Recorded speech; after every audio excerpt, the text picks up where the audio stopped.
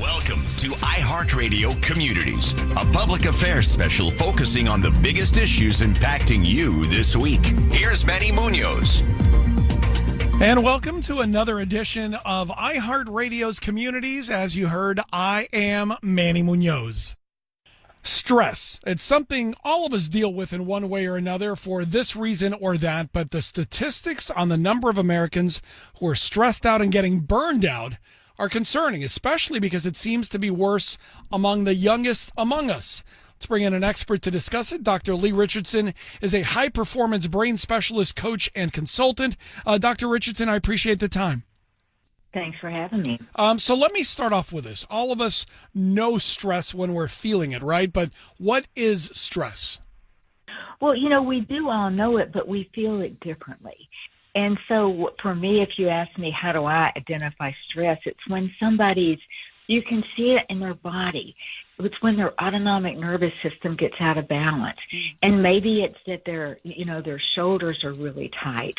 Or maybe it's they're kind of holding their stomach. They feel it in their stomach.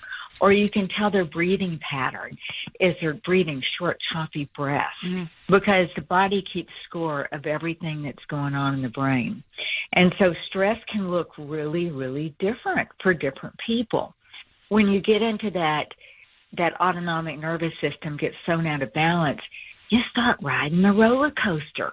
And the roller coaster is fight, flight, or freeze. And when you're in that freeze state, you'll get that deer in the headlight look.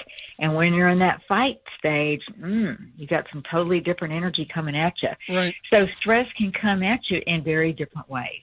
What are the most common signs or symptoms of not only just stress, because I think obviously all of us deal with stress on a daily basis. And as you mentioned, we deal with it differently, whether it's because of work or, family situations, financial issues. But are there outward signs that we can see if we're stressed out? Absolutely. I can tell, I can honestly tell when somebody comes in my clinic, the way that their body language, whether they're stressed out or not. Maybe they're not making the same amount of eye contact with me that they usually do. Maybe they're moving really short, choppy, their gait's off. It affects the brain and the body. It's one unit. And just, when you talk with somebody, do they usually talk with their hands? Do they usually, open up when they're speaking with you? And if they're standing back and they've got their arms crossed, that's a different behavior. That's coming from somewhere. Is there a difference between being stressed, and being burned out? Well, I think being burned out is when you've gone beyond stress. Right. It's, you've gone beyond that, and you just ride the roller coaster, fight, flight, freeze, up and down, up and down, up and down. And it's exhausting. It's absolutely exhausting.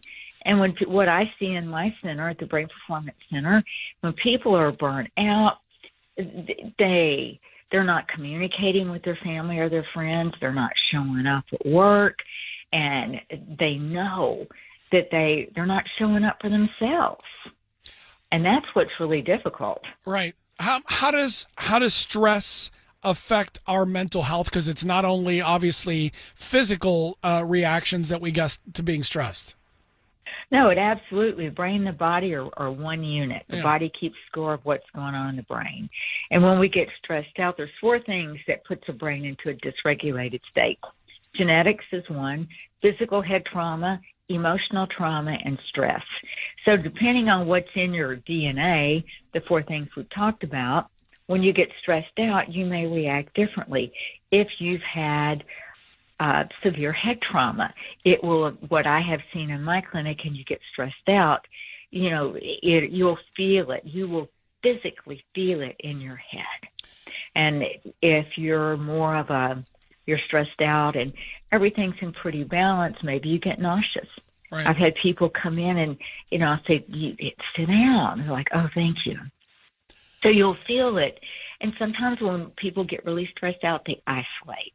They just want to be by themselves. Right. And it may affect somebody else where they may come in at you talking 90 miles an hour, and, want to be in front of you, want to have your attention, want to communicate. So I always suggest people do is look for shifts in a behavior. If that person is behaving a little bit different than they normally do, it could be nothing more than stress. And I shouldn't say nothing more than stress, because stress will kill you. Yeah. Yeah, no question about it. We're speaking with Dr. Leigh Richardson, high-performance brain specialist, coach, and consultant. Her website is thebrainperformancecenter.com. The latest numbers I've looked at found that 25% of Americans experience not stress, burnout before the age of 30, with Generation Z and millennials reporting a peak stress at the age of 25 on average. That seems really, really young to be so stressed out. Absolutely. I mean, that's an age where the brain is just finally fully developed. Right. And I have my own philosophy around that. If you look at that, the people that are around 25, think about where they were when we were in the middle of the COVID pandemic. Right. Maybe they were graduating from high school. Maybe they were supposed to be going away to college, and that didn't happen. So that emotional trauma that I mentioned earlier, that lives in the subconscious. And when, if your whole life so far, you get up, you go to school, that's where you see all your friends, that's where you get your identity because you're playing the band. Right. All of that was stripped away. So they're more vulnerable just because of the, what they from a life experience they didn't have. And those life experiences, they're building blocks. Yeah. All right. I'm a 55-year-old guy. I feel stress every day. We get used to living with it. Sometimes when I feel stressed out, I like to get home, have a nice glass of bourbon or a good bottle of red wine. I don't imagine those are the best ways to deal with stress. What are some good ways to deal with stress? Well, I think that, one of the best ways to deal with stress is be aware of it. And you are. You're just like, I know I'm stressed out. I'm going to have my bourbon. I'm going to have my red wine. Yeah. Well, when you know you're stressed out, ask yourself, okay, you're stressed. What do you need? Do you need some alone time? Do you need to just go outside? A lot of times I just need to go outside. Just to walk outdoors, right? Yeah. Yeah. Feel the sun on my shoulders. And I can feel the tension just release from my body. Or do you need to connect with somebody? Right. Are you feeling stressed out and you're feeling lonely? Pick up your phone and call somebody. Don't text them. How important is sleep in either helping us de-stress or in making our stress worse? Oh, sleep is your foundation. For your brain has two pillars that it stands on: sleep and nutrition. And all day long, you have to understand those neurons and dendrites, they're wiring and firing. Right. And they're creating all this toxic waste. And the only time that those little glial cells come out and clean that mess up is when you're asleep.